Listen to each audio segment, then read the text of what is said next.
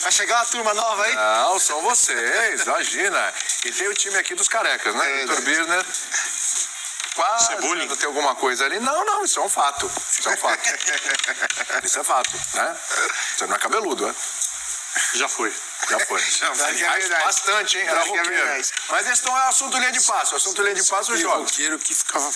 É isso. Aí foi perdendo o cabelo. Contaram.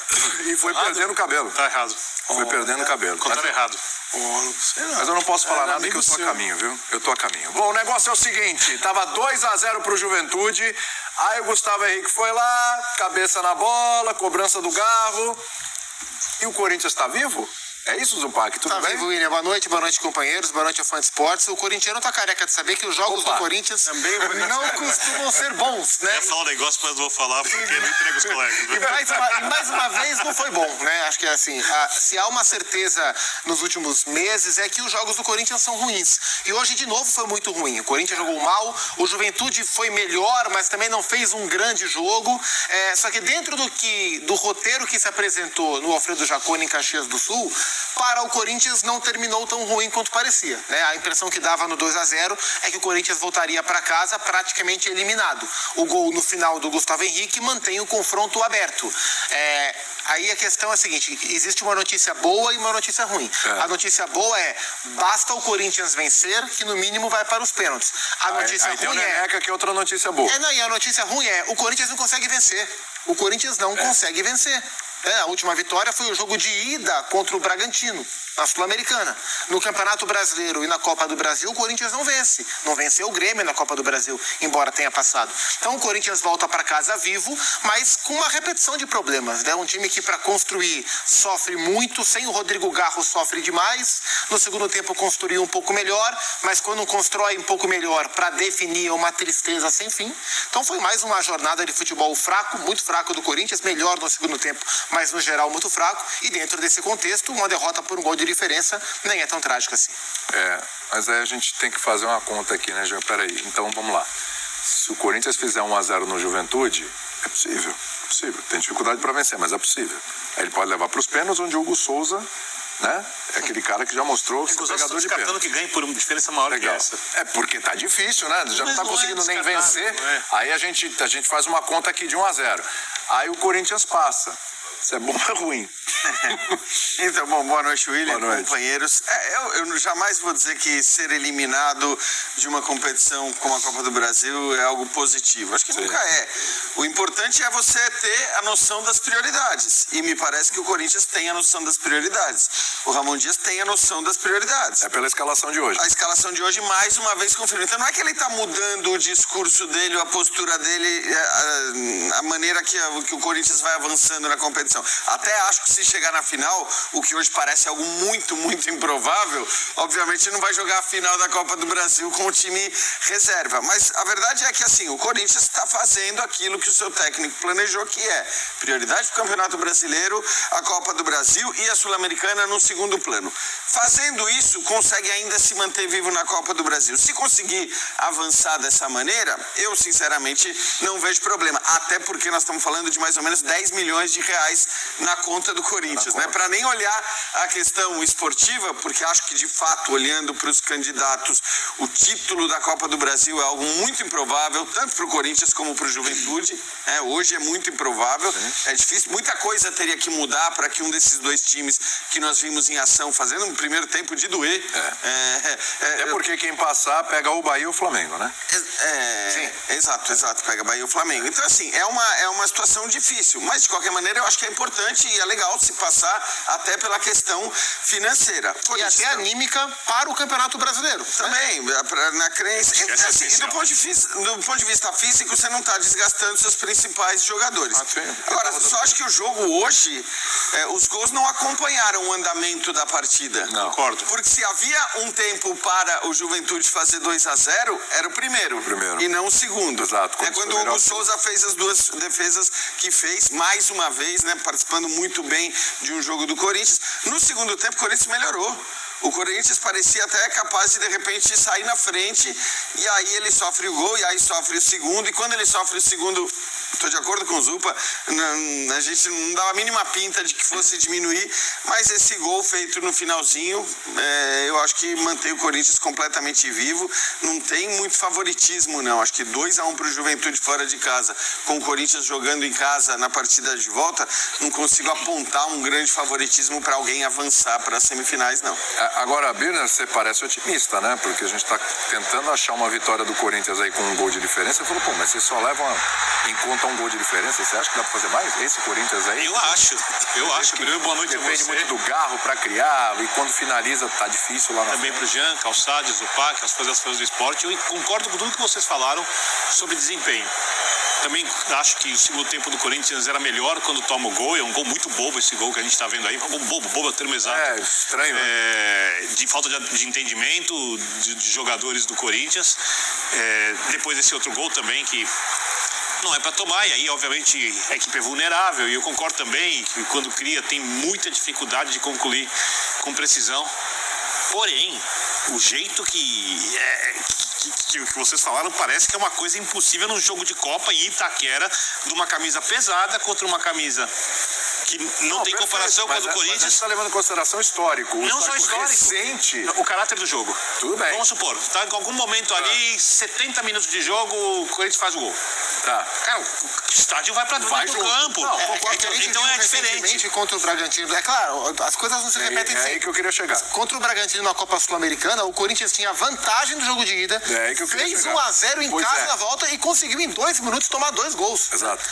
Esse time é um time que tem dificuldade de fazer valer tudo o que você está Concordo. falando, que é verdade, mas não é o que tem acontecido. Então, eu acho Claro que... que pode. Pode. Então, se você me dissesse que o Corinthians vai ganhar os próximos 3 jogos do Campeonato Brasileiro, eu acho bem provável. Sim. Pode até ganhar, mas bem provável. Mas um jogo contra o Juventude, respeitando, obviamente, o Juventude, que tem feito o Campeonato Brasileiro melhor que o do Corinthians, que é mais bem treinado que o Corinthians, que não tem a pressão que o Corinthians tem, que está vivendo para a sua história mais um grande momento, depois de bastante tempo, que está chegando numa fase da Copa do Brasil, onde equipes melhores que o Juventude já saíram, outras melhores que o Juventude sairão e não estarão na semifinal, porque alguma equipe melhor que o Juventude será eliminada em outro confronto nessa fase da Copa do Brasil. Eu acho que o Corinthians ganhar por 2-0, vou dar um exemplo. Eu não vou dizer que é um resultado normal. Então, se vai acontecer, não tenho a menor ideia. Mas do jeito que a coisa Então, tá... Vocês estão pensando, parece que é uma façanha. Não é uma façanha, mas... Você já falei vai fazer 2-0 no Bahia. Eu falava, Já é até mais se complicado. é difícil. É mais complicado. Na É que fase se atual, você- 2-0 tem sido uma façanha. É isso. Eu não sei se façanha... Ok, não sei se é uma façanha, mas assim... Tem sido uma façanha é um difícil, negócio- mas Façanha não é tem uma coisa quase acontecido. impossível. Não tem acontecido. Mas assim, se Mas é claro que pegar pode acontecer. o histórico recente, o Corinthians tem uma dificuldade imensa de fazer gols. Às vezes tem dificuldade de criar para fazer e às vezes cria, geralmente com o Garro. Sim. Geralmente com o Garro. Tem uma dependência nesse sentido. E aí, quando cria, aí tem um problema com seus centroavantes, inclusive Pedro Raul hoje nem no banco ficou, daqui a pouco a gente vai falar sobre isso. Mas tem essa dificuldade. É isso. É só pelo... Eu concordo com tudo isso. isso. Só não acho 2-0 um resultado anormal. Também não acho ganhar por um gol de vantagem e o Hugo resolver nos pênaltis também não acho normal. Hoje. Isso aí acontece. O Zé Francisco gostar, eu falei quando a gente estava assistindo o jogo, eu falei, ele é o cara que mais, o Hugo, o goleiro, é o cara que mais comemora gols pro Corinthians. Ele fez duas Porque as defesas duas defesas que ele no fez primeiro hoje são defesas que valem como gols. São defesas dificílimas do primeiro tempo, defesas épicas, não foi a primeira, não foi a segunda, não foi a terceira, não foi a quarta, a quinta. Ele, desde que chegou ao Corinthians, ele é de longe o melhor jogador da equipe. E se o jogo vai para os pênaltis, o Corinthians ganha, acho completamente normal. Eu também não acho 1-0, 2-1, uma coisa tão atípica assim. Agora é óbvio que pro Corinthians hoje em dia nada é fácil. O Calçado Birner tá empolgado, que ele tá... Não tô empolgado, vocês entenderam o que eu quis dizer. E você? Não acho que ele está empolgado pelo seguinte, esse futebol que o Corinthians joga não tira o Corinthians do rebaixamento, não livra o Corinthians e derruba o Corinthians. Esse futebol que o Corinthians joga dá para prosseguir nas competições sul-americanas. Repete isso, o futebol do Corinthians na Copa do Brasil dá pra seguir. Esse futebol No brasileiro, que o Corinthians, esse futebol derruba. esse futebol que o Corinthians tem jogado, independentemente da competição, ele não serve para tirar o Corinthians do rebaixamento. Mas ele serve para continuar na Sul-Americana e na Copa do Brasil. Por quê? Porque a gente tá falando de mata-mata. Exato. Ele vai chegar lá, pode fazer 1-0, o Neneca pegar 3 pênaltis. Eu digo, você não tem aquela necessidade de 3 mais 3 pontos para sair da zona do rebaixamento. Se o Corinthians tivesse pouquinho acima da zona do rebaixamento, eu não tenho dúvida de que ele não é que iria dar prioridade às Copas, ele trataria com mais carinho as Copas. Por quê? Porque é o possível.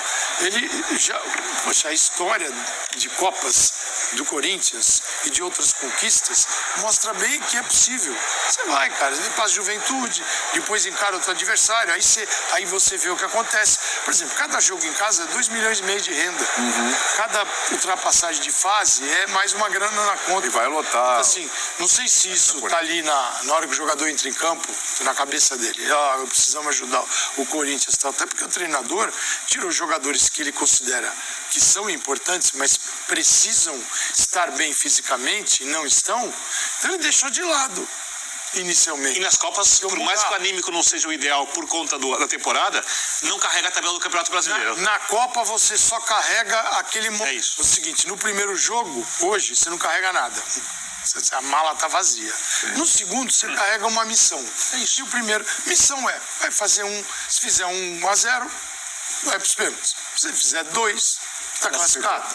Se fizer 1-0, a confiança desse time no goleiro é gigante. Então, ninguém vai sofrendo para a batida de pênaltis. Porque o Corinthians pode fazer. Não adianta agora chegar... Eu estava pensando, é até curioso a gente falar, o Ramon Dias prioriza o Brasileirão, sabe que parece que está jogando um grande futebol no Brasileirão e aí passa a jogar qualquer coisa na Copa do Brasil. Não, joga qualquer coisa no Brasileirão e também não é o contrário. E também não é o contrário, porque assim, depois das classificações contra o Grêmio e contra o Red Bull Bragantino nas Copas, para algumas pessoas gerou uma percepção equivocada o time reserva era de que melhor. o Corinthians das Copas estava jogando melhor que o do Brasileiro. Não está. É só olhar dos jogos do Grêmio para cá, foram 5 jogos de Copa, 2 da Copa do Brasil, 2 da Sul-Americana e mais 1 da Copa do Brasil. O Corinthians venceu 1. Venceu 1 em 5, que é quase a métrica do Brasileirão. O Corinthians tem 4 vitórias em 24 jogos, vence 1 em 6 no Campeonato Brasileiro. A questão é o que o Calçade falou, não é rendimento. É que empatando 2 jogos de Copa, você pode passar nos pênaltis. Ganhando um e perdendo o outro, você pode passar. No Brasileirão, com 2 empates, o Corinthians cai. Uma vitória, uma derrota nessa tomada até o fim, o Corinthians cai. A questão é a complexidade do campeonato. O nível de rendimento do Corinthians nas Copas e no campeonato, ele é muito similar. O jogo de hoje, em que pese a diferença de nível do adversário, mas foi um jogo parecido com o jogo do Fortaleza domingo. Primeiro tempo sofrível, segundo tempo um pouco melhor, poderia ter feito gol, não fez, tomou, perdeu. Foi um roteiro muito parecido. O que muda é o nível de sobrevivência que o campeonato te permite. Sim, fala, Calçade. E não adianta, nessa hora, achar que você pega o Garro, desde que chegou, parece que ele dorme no campo. Ele dorme, eu digo, no sentido de ele passa as noites no campo porque ele não pode nem sair de lá. Não é porque ele é um jogador dos principais do Corinthians. Ainda bem que você explicou. Porque não fala assim. Ia ser cruel com o Garro, né? Ia ter um recorde. Ele estava prontinho. Vai ter um recorde, eu Calçade que arque com isso. Onde você ouviu? Adri jogou, né? Mas o que vale é o recorde. Não, mas assim, Calçade 2 pontos. O Garro dorme em campo. Porque assim, ele dorme no estádio, né? Isso aconteceu com o Fausto Vera quando o Fausto Vera chegou, né? Depois o Fausto Vera... Mas aí depois o Fausto Vera dormiu mesmo, né? De verdade, aí ele dormiu mesmo. Aí ele dormiu mesmo. Mas, cara, isso é o Corinthians, não adianta o torcedor ficar com raiva hoje e tal. O treinador não é que está fazendo tudo para se livrar da competição. Ele só está dizendo, pode ir até onde quiser, mas o meu controle sobre o elenco é para preservar uma possibilidade de escapar do rebaixamento. Então, o Calçade, eu acho que assim, o que depois, eventualmente você pode até discutir as escolhas dele sobre esse é o melhor time ou não é o melhor time, esse é o segundo melhor time ou não é o segundo melhor time. Isso você pode até discutir e contestar a escalação como a melhor ou não a melhor. Mas o que não dá para contestar é a escolha dele em priorizar o Campeonato Brasileiro. E isso ele está fazendo. O torcedor pode até achar que, o melhor time possível é o time com o Coronado. Certamente não acha isso, mas se achasse, acho que estaria no direito de contestar. O Ramon não acha, mas ele teve mas eu acho que assim, a única discussão, eu acho que a única escolha ou decisão do Ramon que não dá para contestar é essa de dizer o Campeonato Brasileiro é mais importante, seja em relação à Copa do Brasil, seja em relação à Sul-Americana. Sul-Americana. E ele está fazendo o que, na visão dele, é melhor para o Campeonato Brasileiro. O que não significa dizer tchau para a Copa do Brasil, abrir mão, porque, repito, esse papo de é melhor cair, eu acho que nunca é melhor cair. Mas não é melhor cair quando você não vai tentar utilizar os mesmos jogadores nas 3 competições, porque aí é melhor cair. O nível dos, Ramon vai falar, hein? o nível do titulares e reservas, tirando talvez o Garro e o André Ramalho, é muito parecido, Jogar o Hugo, jogar o Bidu, jogar o Cacau, jogar Eu o... acho que esse é o grande problema. Acaba dando na mesma. Ou solução. Esse é o grande O problema. grande problema para o brasileiro é a solução para a Copa do Brasil e para a Sul-Americana. Não, é um problema. Vamos ouvir pra o ambos. Ramon e a gente volta aqui para Aniversariante do discutir dia. esse Corinthians. Aniversariante do dia. 65. Parabéns, 65 anos para o Dom Ramon. Vamos lá. Sí, por ahí creo que en el primer tiempo no.